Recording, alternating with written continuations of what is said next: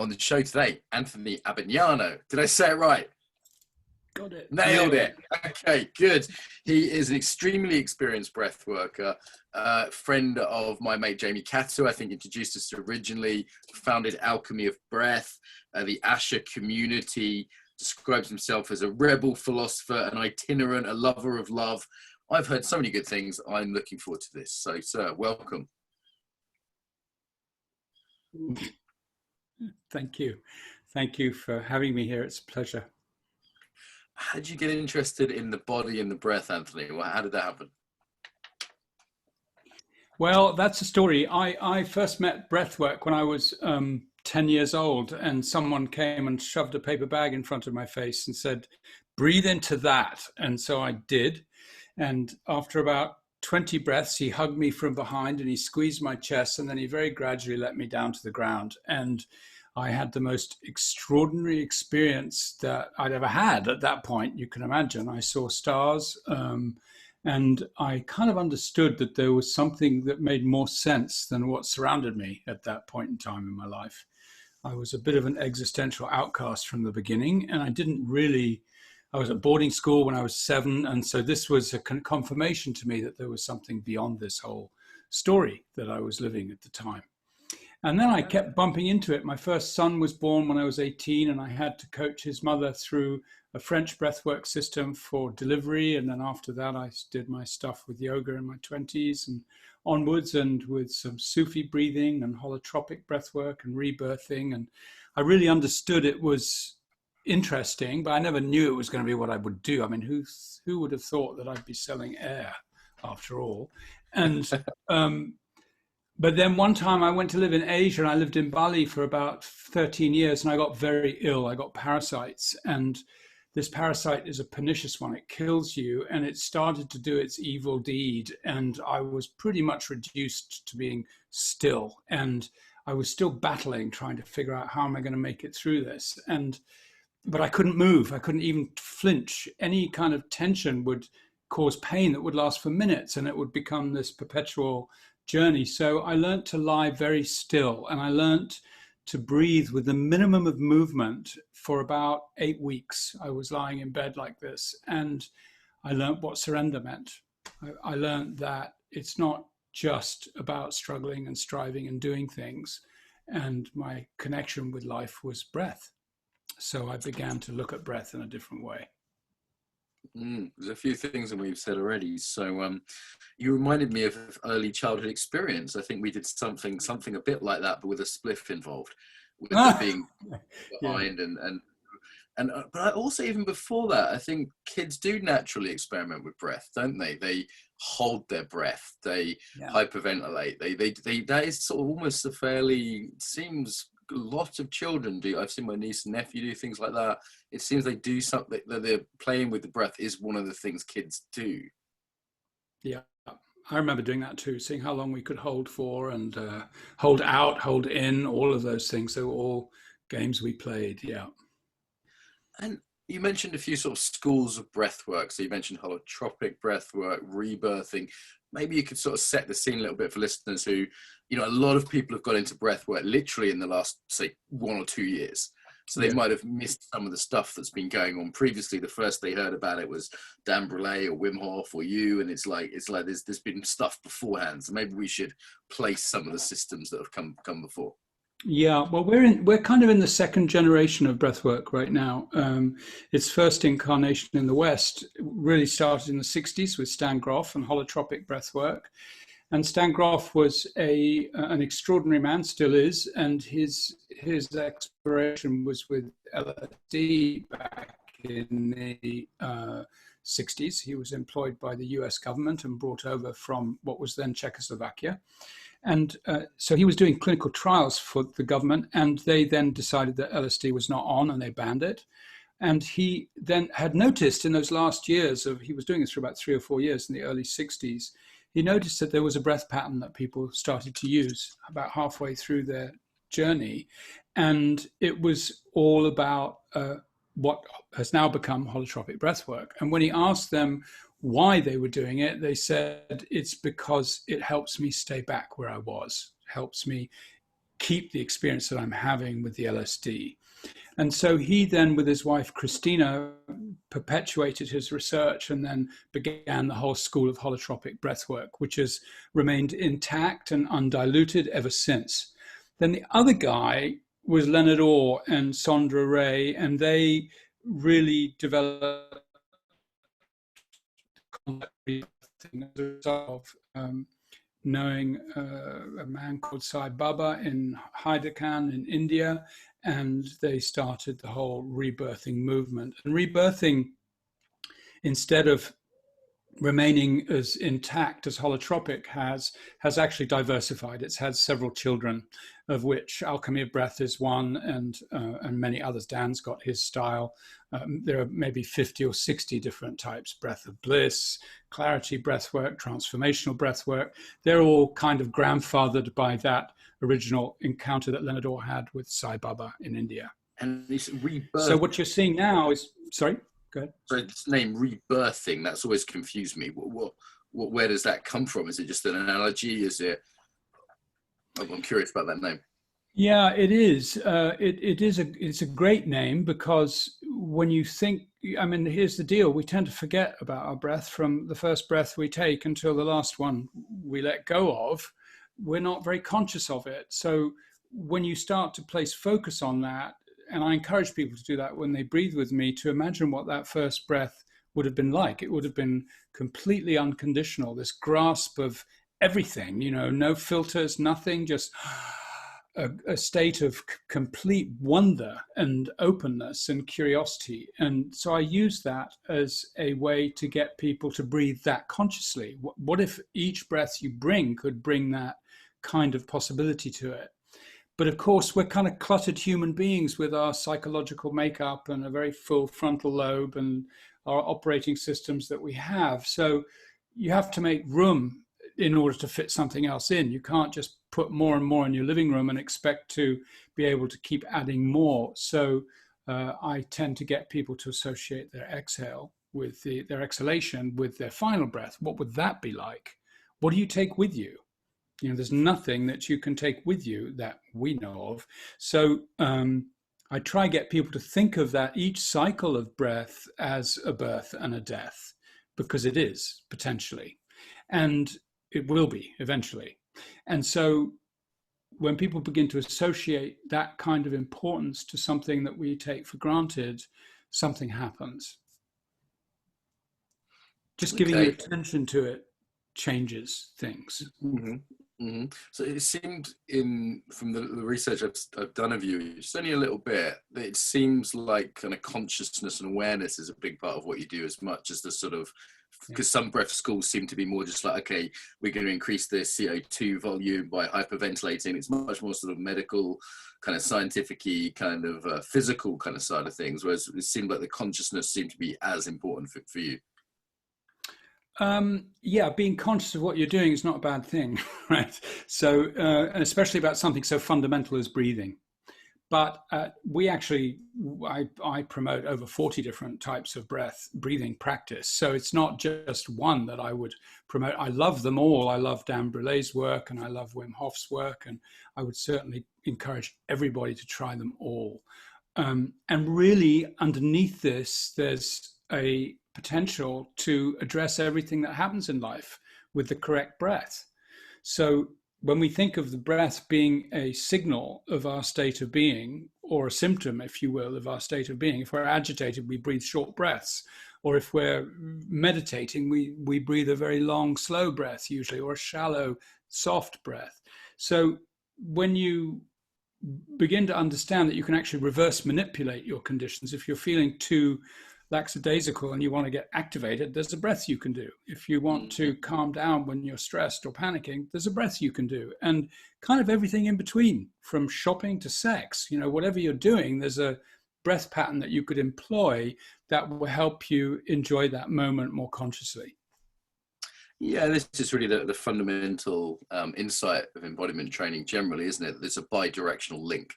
That yes, posture, we could equally add posture or movement instead of breath to this whole framing, and say, look, there's a way in which we have a certain posture or breathing pattern or movement style, and that it not only expresses a way of being, but it can be used to create a way of being. Exactly. And that's the sort of key insight of this whole field, as far as I can tell. And some people specialize more in the posture or the movement, or, you know, other kind of things that are out there. But, you know, I'm glad there's definitely breath specialists. Maybe you can say a bit more about this, where we find ourselves today then, because this stuff was in the 70s, lots of sort of hyperventilating, huffing and puffing, you know, plus the sort of more yogic types techniques that were out there, the nostril breathing and this kind of thing. And it kind of went away a little bit, or it was just in the background. And then all of it recently, it seems to have come back. And I don't know if it's because it's really, you know, it's almost like mindfulness supercharged, that people wanted something impactful. They wanted something that would change their state strongly, or is it just fashions coming and going? What's gone on with this kind of second wave? How is it similar? How is it different from the kind of stuff in the 70s? That's a really good question.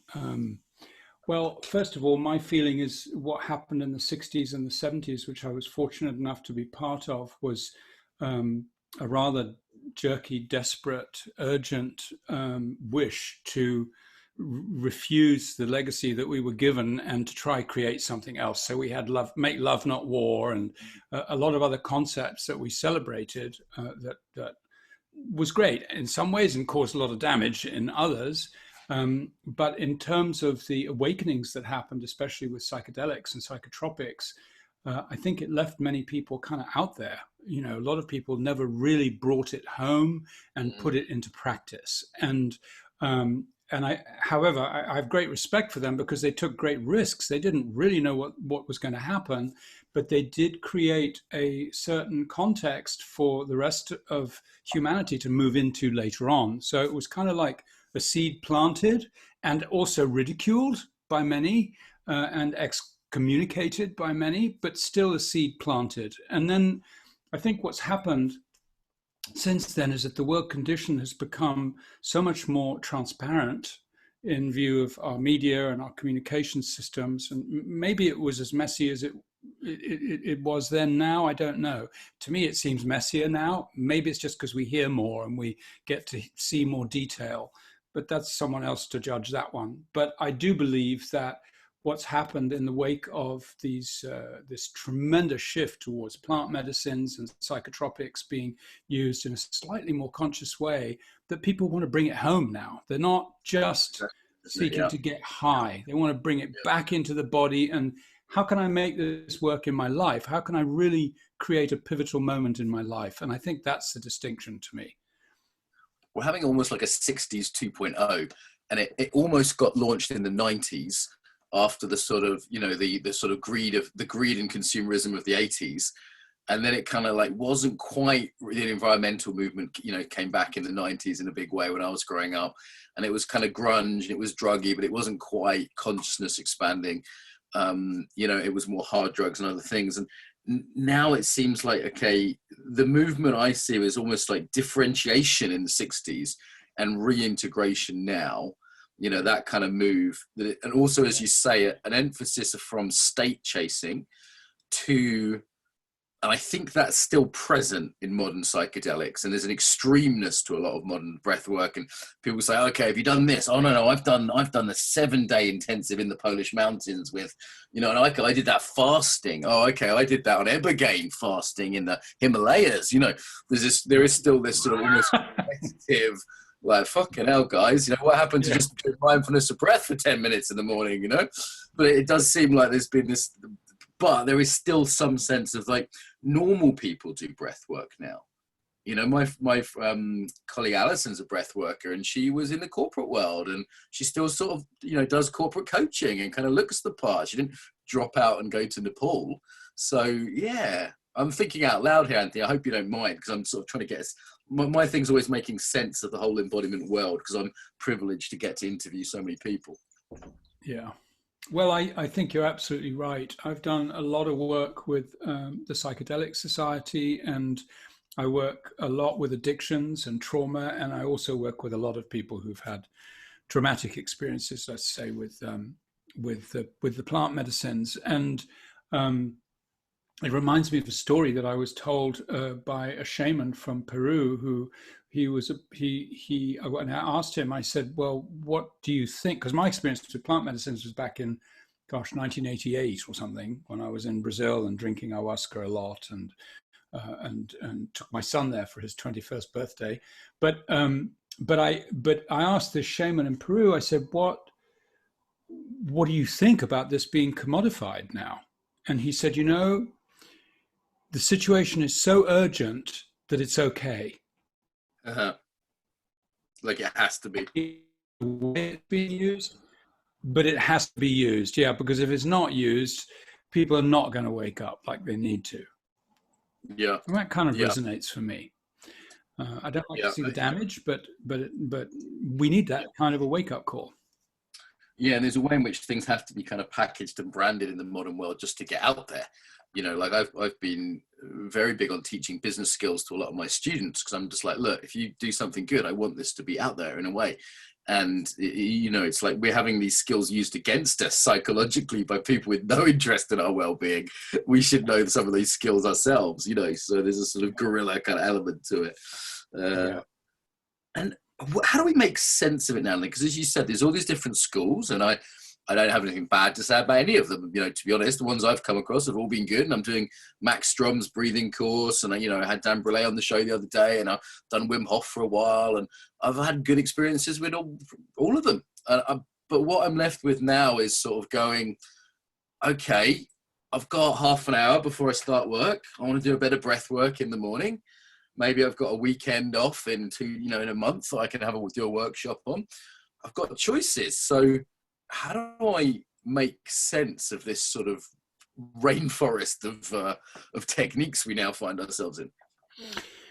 Well, I think the first step is to make a commitment to become intimate with the breath.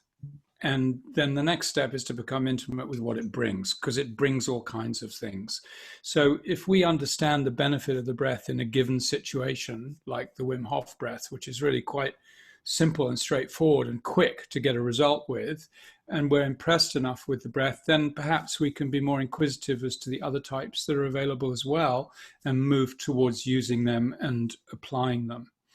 So what we do and what my students are trained to do is to get people to apply their breathwork experience in order to be able to embody the intellect rather than getting too heady. The breath state actually starts to close down some of those motor mechanisms of the monkey mind, and allows us to consider things in a slightly more ample way. And so the way we like to use it is to give exercises or themes, ask questions. We use a lot of inquiry, and then encourage someone to have a breath session, and afterwards to ask them how they feel about that inquiry. And what is happening, evidently, is that people are getting pivotal moments of awakening that they can then begin to apply afterwards. So I usually say it's not really what happens in the session, it's what you're going to do with it in between sessions. Yes, and this is very much something I'm interested in, is off the mat or off the cushion, depending on the art, if it's Aikido or yoga or meditation, that this idea of actually how do we bring it into our lives. I do see a danger of almost a kind of consumerism in this, so as I kind of survey the different techniques, I get my bag of favorites, and I test them out, and I'm literally testing them on my brain waves and my blood oxygenation and my heart rate. I've got a few little machines I can measure them on, as well as subjectively, I feel good after that, or I feel relaxed. And then I get okay, this one's good for relaxation, this one's good for waking up, this one's kind of a bit trippy if I want to kind of some new ideas. And it just becomes like another way to manipulate myself. It's almost like I'm operating from utterly the wrong paradigm. Now, and I think that's maybe potentially a stage to go through. You learn skills, you use those skills, they're practical. I'm a practical guy. It's nice to have a way to energize myself in the morning. It's nice to have a way to relax at night. But I wonder if there isn't a slightly deeper paradigm, as you say, getting intimate with the breath, rather than simply sort of, do my will breath. I have decided it's time to wake up, therefore. Do you know what I mean? Like, that just seems like I'm sort of in the wrong paradigm a little bit if I'm in that paradigm. I'm thinking out loud here because I've been playing with a lot of this stuff lately. Well, I think it's definitely better than not manipulating your breath and kicking it around. I mean, I think that's magnificent if we can do that. And actually comes is that we don't have to make those kind of conscious choices. It just becomes more natural. As you keep doing it, you just fall into a breath pattern when something happens. You know, at a time like this where anxiety is on the rise, when people, or has been, perhaps a little less now, but at a time like this when anxiety is prevalent in our lives, it's a great. I've seen Max Strom's course on anxiety, and we're doing one ourselves. I'm producing one this month on anxiety, and the demand is incredible. So, but honestly, the secret is half the job is done if you decide to breathe. If you make that your first choice in any given moment, you don't really need all the training, honestly. Just that alone is the big secret. And so if we can just take that choice, especially if we're in a dangerous situation, and this is the crux of my work, is I'm passionate about this because I want people to take the breath back to where they lost it in the first place, because that's where the damage was done. When you were a kid and you got hit or hurt or abused or shocked, you lost your breath. And at that point, something gets embodied.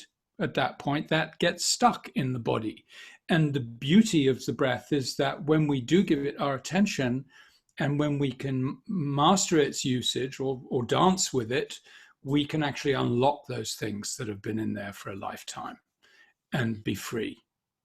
Yeah, it seems like some people, I saw a little bit of this in Mac's work and what I saw some of yours online there, as well as doing the state shifting, they're also interested in what could be called therapeutic work or shadow work. Yeah. It seems like some people are doing breath primarily as this will wake you up or calm you down. And some people are doing it more as a healing modality. Like that does seem to be a difference between different schools that I've come across. Yeah, absolutely. And we're definitely of the latter. Lots of shadow work, lots of inner child. That's why Jamie and I get along. You know, lots of shadow work, lots of inner child work. Very much about, to me, the concept of embodiment in my profession is bringing all the broken parts of myself into integrity again. How can I possibly contemplate things like oneness if I'm broken inside? How can my outer world, ever bring me peace? So it's about all those things that we point the finger outwards with blame or seek outwards for solutions. How many of those can I actually find in my own body, in my own process? So it's kind of an inside-out job. And there are certain dangers in this, right? Like I've seen a few people that have done like a lot of psychedelics or a lot of breath work who have sort of had their head blown off a little bit by it. They've been just coming a bit weird. Some people who have been, particularly they do a lot of the faster breath work, they seem a bit pumped, like almost a bit hyper. And I'm pretty ADHD, so if I'm saying that, they're definitely, revving a pretty fast engine. And then others who seem almost like slightly control freaks, because it is to learn control over one's primary process is quite it's empowering, but simultaneously I think there's almost like this what would be the word, like somatic fascism, this kind of call to control your own body in a certain way, or objectifying even when, I found myself the other day wired up to a brainwave monitor, heart rate variability thing on my ear and a blood oxygenation thing on my finger. And I thought, hang on, I feel like Dolph Lundgren out of Rocky IV, kind of being like if I had like an East German scientist pumping me with drugs simultaneously, it's potentially objectified. So they're just a few. I mean, maybe this is just my friends, Anthony. Have you come across any of these sort of things? What these experiences, you mean? Well, the people that had their heads blown off by it, people that are a bit hyper and don't listen to anyone, people who are a bit weird. I mean, some of these, are these all sort of common dangers on the path? Oh, I think there's a lot of, to me, part of our human condition is that we're separated from the womb and we're separated from something all the time. We always want something else. And I think that often what I see happen with people who are not able to hold the experience of a psychedelic is that they become even more separate from themselves. So I would treat that kind of condition very differently than I would someone who was ready to expand and explore out there in the unknown, because these guys have already done it and they've probably got some very big doses in a very short time of what they didn't know before. And that's a lot to fit into this tiny skull that we've got. So it's like break it down, take it breath by breath, and is there any purpose going out there and harvesting more than we can bring back in our basket? Really, it's a question of measure and appropriateness. I really like that metaphor, Anthony. I hope you don't mind. I might take that. Can we, harvest what we can actually take in our basket and digest? Sometimes I use as a metaphor. Yeah. But I think this is another thing that's changed since the 60s and 70s. It's like a little bit safer, a little bit safer. Like, hey, if you like, I was watching one of your videos and there was a note there to say, hey, if you suffer from schizophrenia, you might not want to do this. And I was like, I really like that. I was like, okay, this guy's thought this through and he's taking care of some people out there, who might be counter-indicated to the particular thing you were teaching. And I really like that when I saw that. And I thought, that's smart and kind. And that seems to be happening a little bit more with breath work and psychedelics. I think it is. I think there is more care. And even in the world of the plant medicines, I think there's more care than there used to be. I remember I told you I took my son out there for his 21st birthday party for a rite of passage, and it went wrong for him. And they just said, well, he's got to drink more. They just kept on giving him more. And I was like looking at my son deconstruct everything, And so I think it's matured since then. I think it really has. Yeah, I remember doing acid at a party. Just, just the worst idea, the worst idea. Yeah. So, okay, you've travelled a lot, haven't you? Like, I don't quite know what this question is, but I've also travelled a lot. I love to travel, but haven't recently, of course. This is the longest I've been in one place. There's been benefits to that. How does travel and breath, what's the connection there for you? Is it just seeing different cultures, keeps it kind of loose, doesn't it, travel? It keeps the things getting stagnant. What's your attitude on this? Do you remember that film Jamie did, One Giant Leap? Did you ever see that? Yeah. Saw that trip. And there's that, and on the album there's that great little talking bit. I think Michael Stipe has just finished singing or something, and he's talking to people who'd been dying, who were in the last days of their life, and what were the most important things to you. And I remember very clearly one of them being that I didn't travel enough. I didn't love enough. I worked too hard, and I didn't travel enough. And I think that's been instilled in me by my mother. Really, she was a traveler, and I just thought I've just got to see every country that I possibly can. And in view of the way things are right now, I'm glad I did. Yeah, well, I wondered a few years back, I thought to myself, well, for environmental reasons, this might not become possible. Or, I would actually support a tax on air flight for environmental reasons, even if it would mean that I would travel a lot less myself because there's a greater good there.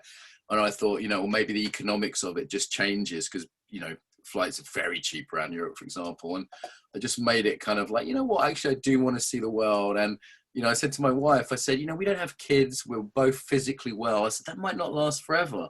Let's go to Australia. Let's go to Japan. Let's take some long, some real trips. And we spent 2 months traveling together. We'll probably do that again next year for a month or two. And just that sort of precious time exploring with someone I love that, you don't get that back. I'm not going to be an old man going, I wish I'd sent more emails, but I might go, I wish I'd sent what I mean? Like, I would always I went to New Zealand and I was like, I've always wanted to go here. In Japan, I went to my Aikido dojo and I was like, there's something in this. And that's, even though it's inconvenient and uncomfortable and expensive, it's still like has value to me.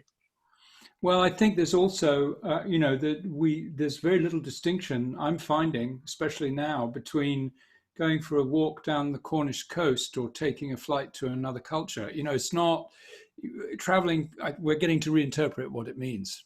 I think I saw that Aer Lingus had to ground planes because they weren't social distancing people on the plane.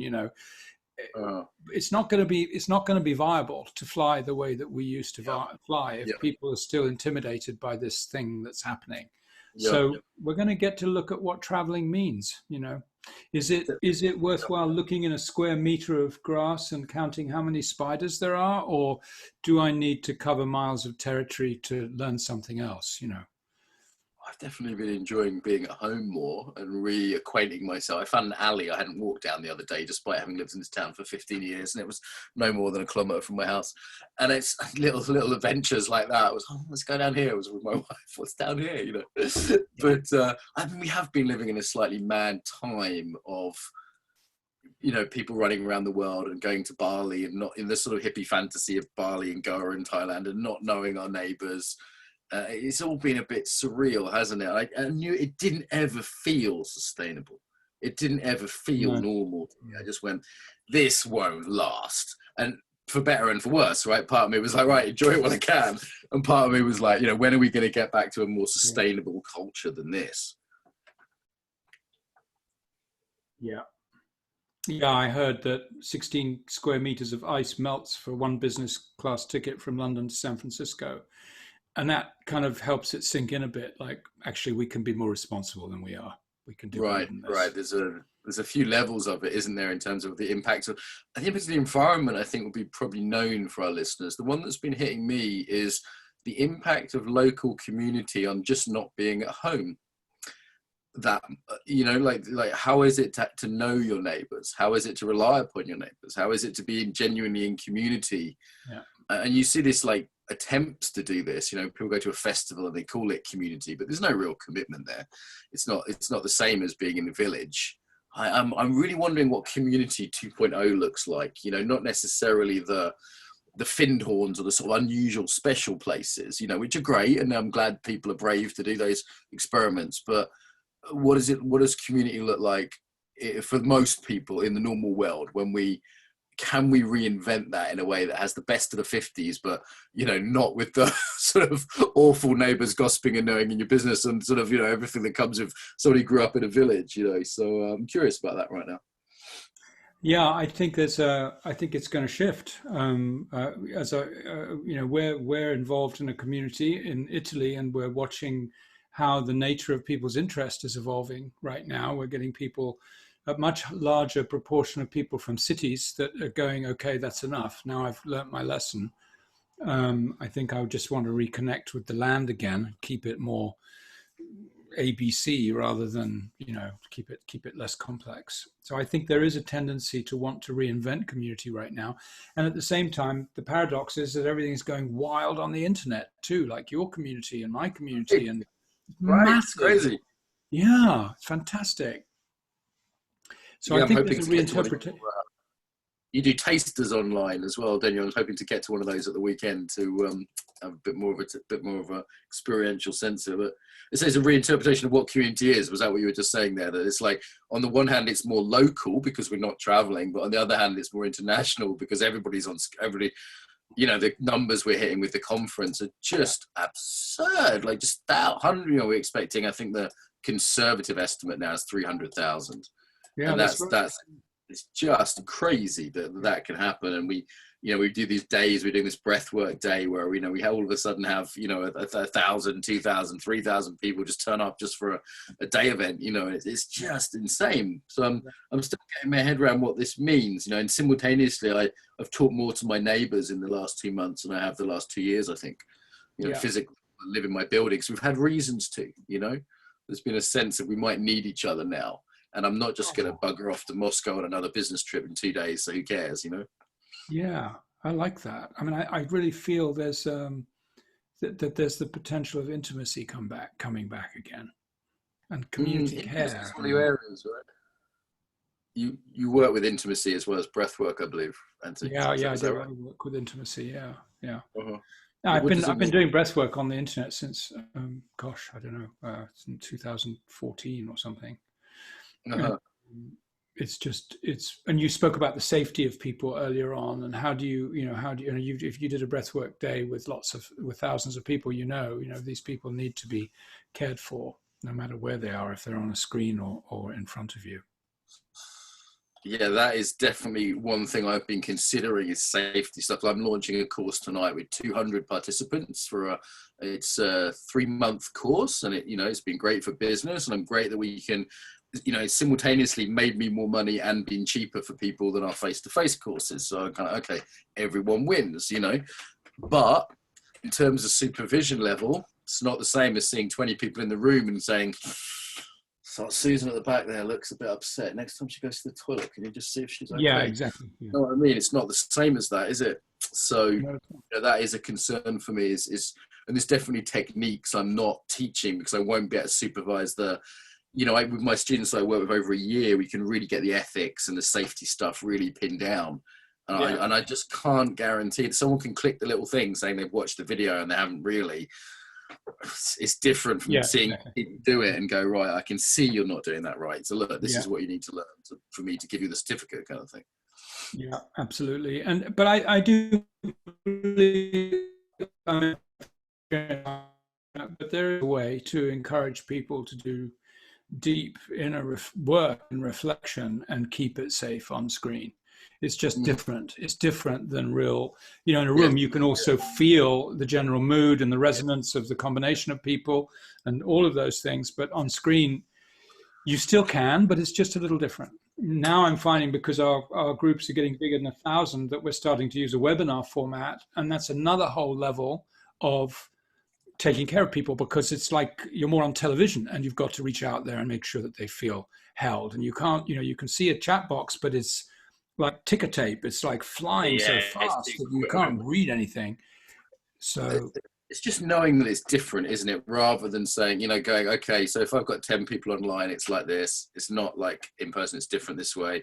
If I've got 100, it's like this. Like we have, I have 2 or 3 members of staff working for me tonight. So when there'll be chat, they'll be able to read all the comments, right, while I'm teaching, and they'll give me greatest hits if I've missed anything, and they'll send me a little red direct message saying, hey, you might want to, check on that.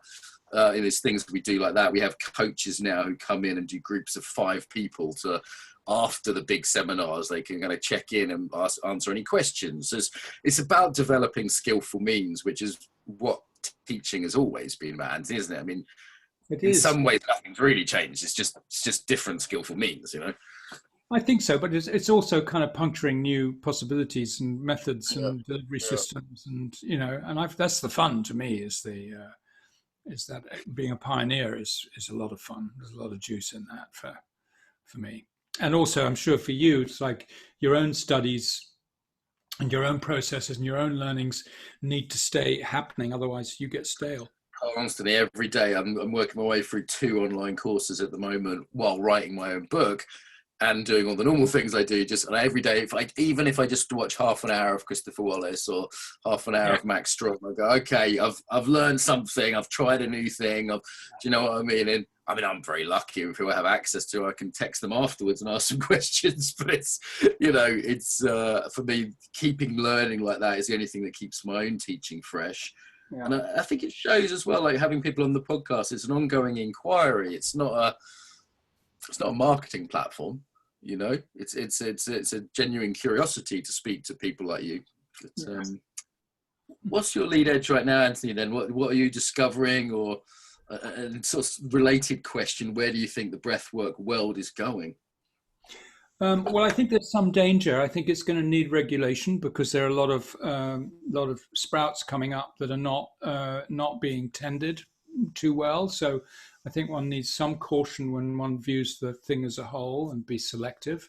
But my own edge right now, I'm actually looking for a new one. My last 5 years has been really devoted to, as I said, applied breath work and a lot of shadow work and a lot of inner child work. And I think what I'm understanding is that, I said this morning in a class, the amount of time it takes for us to come back to normal after we've been triggered by something or somebody that said something seems to be the same as the amount of distance we have to travel to recover that inner child that we left behind somewhere. It's like that time. Sometimes it takes days if you've been upset by something. You just like your stomach's all turning. And why are you still upset about that, Mark? Come on, you read the email 3 hours ago. We're having dinner. Why are you still talking about it? Let it go. Yeah, exactly. There's another ones where you get the email and you just want to reply, and you start, and then you're hovering over the send button, and I'm going to do it. I'm going to do it. And you just entered the greatest argument you ever lost, because you pressed it. Did one of those yesterday. Really shouldn't have done it. Should have just left it 5 minutes, calmed down. I wouldn't have said it. But So, yeah. so that's a pretty current topical subject for me. I've been researching a short process I've been doing. It takes about 40 minutes and 20 to 40 minutes. And it's about recovery of parts of the self. And it's going to go out there in a book, I hope, next month or the month after. I'm a bit like you. The book is written, but I think I'm on my 13th edit and I have to keep adding a chapter each time. So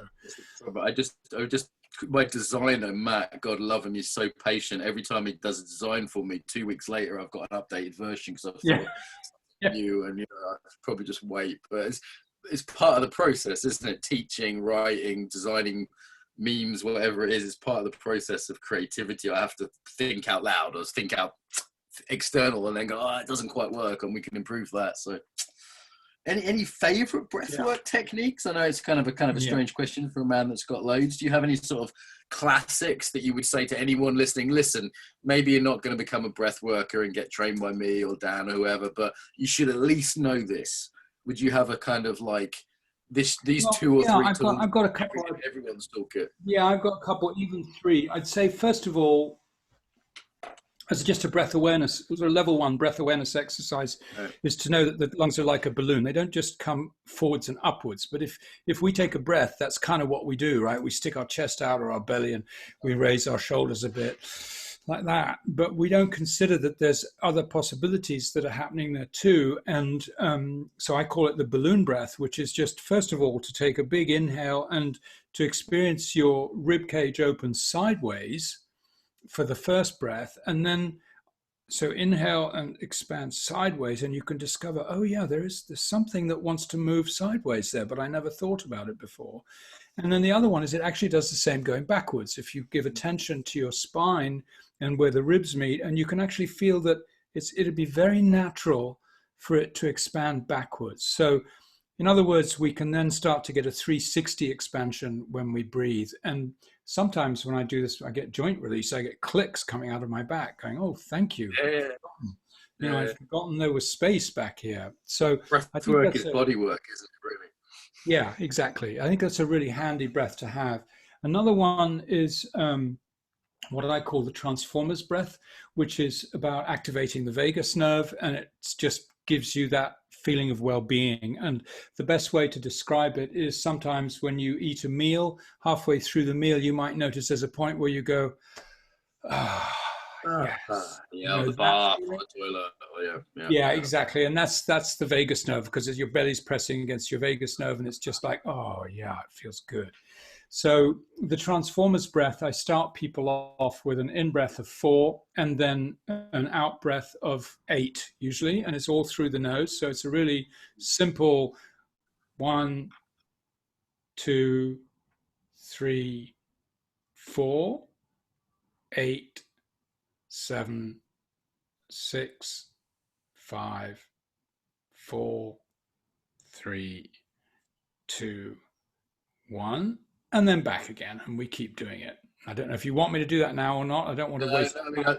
It's okay. I think people get I think it's definitely worth knowing that lengthening the out breath and increasing that ratio is just relaxing. Whether you do it alternate nostril, add a breath hold, and do like a classic yoga 4-7-8, or just make the out breath a little bit longer. Even if it's just I've done whole meditation retreats where you did that for a few days, just slightly longer on the out breath, and it, like just having a tool like that to relax is so helpful. Yeah, no travel required. You can do it right now where you are at home, and you can extend that out breath to 30 seconds or more once you get used to it. And then you notice when you get more advanced, you notice that you're holding it back like the Ujjayi breath, you're holding it back in your nose, which is really good for your upper respiratory tract. It stimulates nitric oxide, and so it's a great upper respiratory tract immune booster. And then the other way is to actually contain the breath with your chest muscles rather than in your nose. So if you open your nose and you extend your exhale, all of a sudden you start to get exercise down here. You're realizing how many muscles are involved in releasing that breath slowly. So that's a more advanced version. And then the final thing I could suggest that I think is wonderful and I see helping a lot of people is a normal conscious connected breath, which is the one that we use on Sundays and out in the public domain most of all. And that's, it looks like this. We do it through the mouth, and it looks like this.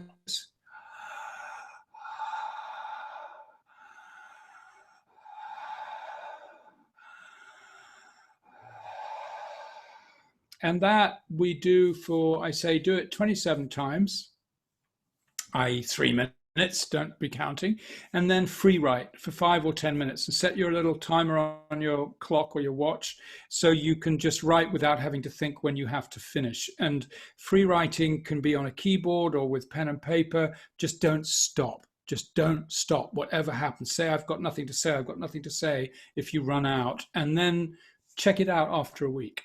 And a lot of, that's what I'm, and after a week or 10 days, you start to look back and you see little golden threads in there that were hidden. You didn't really realize there was a connection between one experience or the other. But the key is to be able to feel okay about releasing the junk so you can get to the jewelry that lies in the middle of it somewhere. So don't censor, just write, just keep writing, let it be shit, it doesn't matter. And then go look at it later and see what it brings up for you. Have you really upped the breath work for the last, I've been doing it for a couple of years, but I've really upped it the last couple of months, just while we've had this, thing going on. I thought it'd be good for my lungs and this sort of thing. And I expected the increase of energy, but what I didn't expect was the increase of creativity. Yeah. I've had a huge amount of creative juice, creative flow over the last couple of months. And I don't think it's used so often in that kind of way, in terms of creativity. I think people tend to use it, stress, anxiety, maybe depression, with the more kind of, oxygenating kind of breath. I think for most people, anxiety would make total sense. The therapeutic stuff is a bit less common, and like creativity work, I'm not even thinking of it therapeutically. It's just unblocking ideas somehow, and the book is flowing, and this kind of thing. Yeah.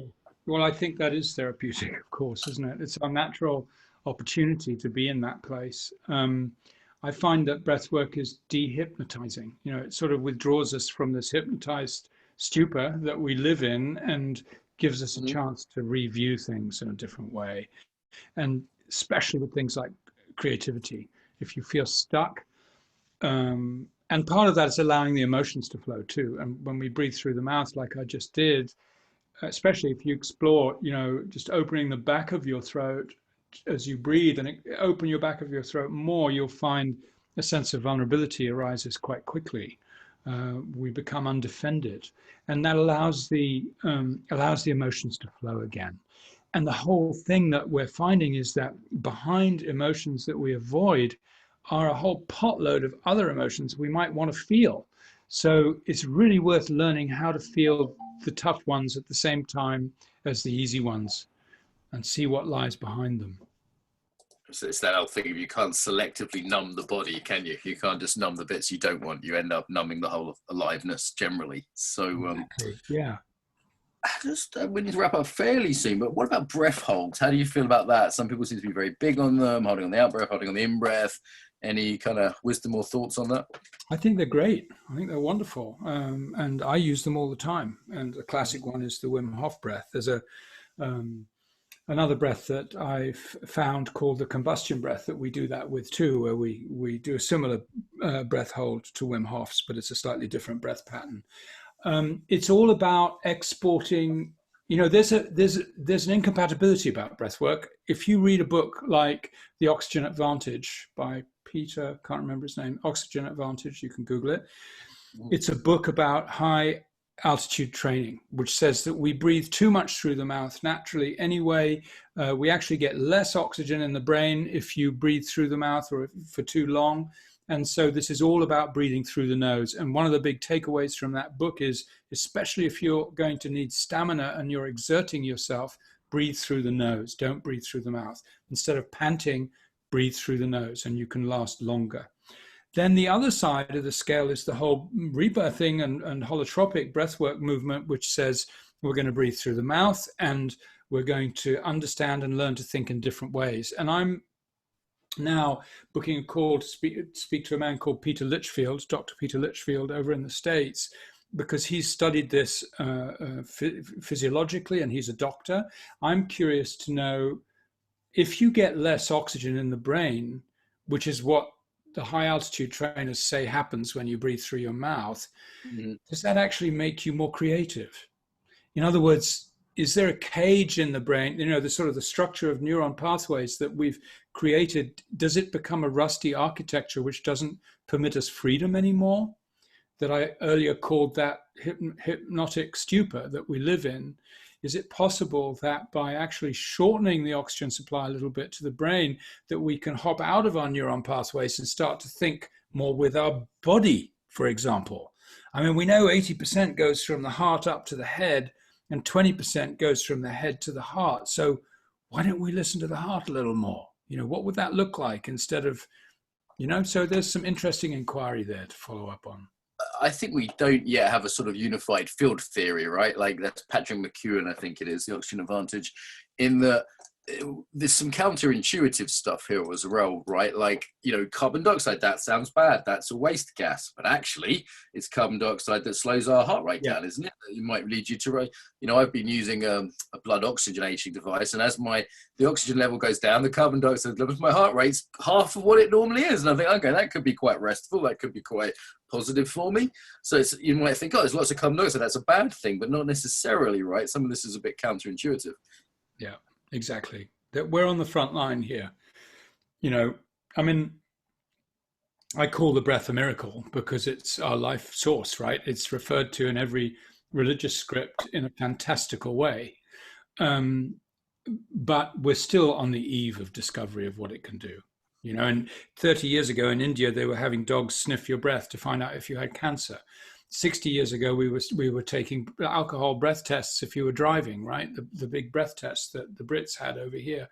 Now we're beginning to understand that we may have an instant system of diagnosis because most of our toxins come through our breath. So it's kind of like taking your car in to get it. There was no old, in the old days, the guy would put his ear to the engine, but now he plugs something in and he looks on the gauges and, you put it on the exhaust pipe. But now they've got it electronically sorted. But it's kind of like that we could learn to read our breath as a way to find out our health. And there are many, many interesting tests like diabetes, Helicobacter pylori, a parasite, advanced warning of heart attacks. There are many different things that are available through the breath. So, but we're just at the dawn of understanding how big it's going to be. Mm-hmm. And this, I think this is another feature of the modern versus the 70s, is the sort of bringing together of the scientific with the experiential, spiritual, and then being interested in those two things rather than sort of having to pick a team. That integration, I think, is key. This has been great. I've really enjoyed this, Anthony. I hope we get to talk again. I'm sure we will. I'll be seeing you on the breath day for the for next week, so I'll get this one out quickly, actually, so we get out ahead of that. And looking forward to seeing you at the Embodiment Conference. I'm going to come to your Sunday free online class, I think, as well. That sounds like give that a little bit of a taster. You might be seeing more of me in the future. I've promised myself I'm going to complete the 2 online courses I'm doing before I buy any more. But this has certainly been a pleasure. So a couple of things to finish. Where do people find you online? Where do they go? You can find me at alchemyofbreath.com. That's my main website. And you could register for the Sunday Breathes there. They're free. They've been doing them for 4 years now, every morning at 9 a.m. and 9:30 a.m. and 5 p.m. UK time. And come and join us. There are about usually 200 to 300 people that we breathe together. It's a great little community. And you can find out more about us on the website, really, why we do this, what the passion is, what our purpose is, what our vision is, and how we do it too. We have a training academy. We bring facilitators out into the world every 3 months. We've got a new bunch of facilitators coming out. So really enjoyed your sort of down-to-earth vibe around this. Sometimes people are a bit evangelical about breathwork, and I've just been enjoying the vibe as well. Because I consider myself a bit evangelical. So if you're saying I wasn't, that's great. Well, there's a difference between someone being passionate and someone trying to convince you. You know what I mean? On the podcast, I hear both. And there's a subtle difference in tone between someone that loves what they do and is enthusiastic about sharing it, because why wouldn't you? And someone that's sort of selling an angle. You know what I mean? And there is a subtle difference, and I feel you can feel it. Listeners will probably hear the difference, actually, between the two groups if they listen in with their bodies. Final message about the body, Anthony. Anything you want to say? Sort of final closing message. The body is our archive. It has a memory of every single thing that ever happened to us. So what would it look like to open that archive, especially with a breath practice, and inquire as to what messages there might be? May we all become more sensitive to understand that the pains that we feel are late warning systems. What would the early warning systems be like, the early awareness systems that are in the body? So that would be my wish, that we could all learn more about that. Boom, I love it. Should we take a breath together to finish? Yeah, all right. Follow your lead. Wow. Anthony, total pleasure, man. Nice to meet you. Nice to meet you too. Thank you very much, Mark, and blessings.